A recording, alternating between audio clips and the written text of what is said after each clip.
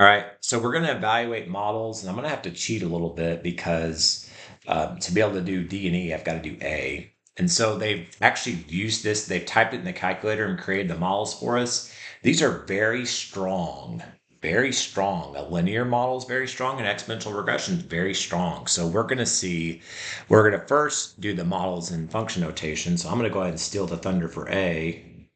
So linear, y equals ax plus b. A is the slope, linear slope intercept. We haven't talked about that in this class. I'm going to go to 0.074 x. So I plug in this for A, and then for B, I plug in this. So I'm just plugging these in for A and B. Okay, I promise you this isn't that bad. 2.294 exponential. The form of exponential is y equals a times b to the power of x. So it's y equals a, which is 2.577 times b, which is 1.017 to the power of x. So those are my models there. Okay, and x, there you go.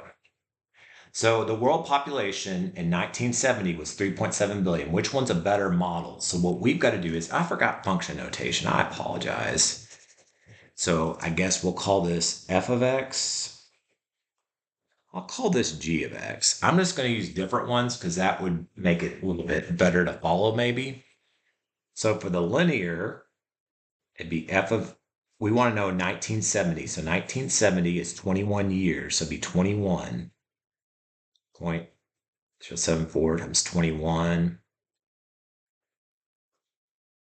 So we'll plug that in. I'm going to plug in 21 into the linear model. 0.074 times 21 plus 2.294, 3.848, and 3.7. So we're a little off there, but pretty good. For exponential, we're going to use g of x, so g of 21, 2.577 times 1.017 to the power of 21. 2.577 times 1.017 to the power of 21. 3.672. All right, now those are projections from the two models. The actual is 3.7. So which one's closer to 3.7? Well, the exponential. The exponential is closer, so it'd be exponential. Okay, because it's closer. By one projection, the world population is expected to reach 9.3 billion by 2050. Which function serves as a better projection? So now we're going to do a linear and exponential for this one. And now 2050, how many years is that since 1949? 2050 minus 1949. 2050, that'd be 101, right? So t equals 101. So f of 101 is equal to 0.074 times 101 plus 2.294. 0.074 times 101 plus 2.294, 9.768.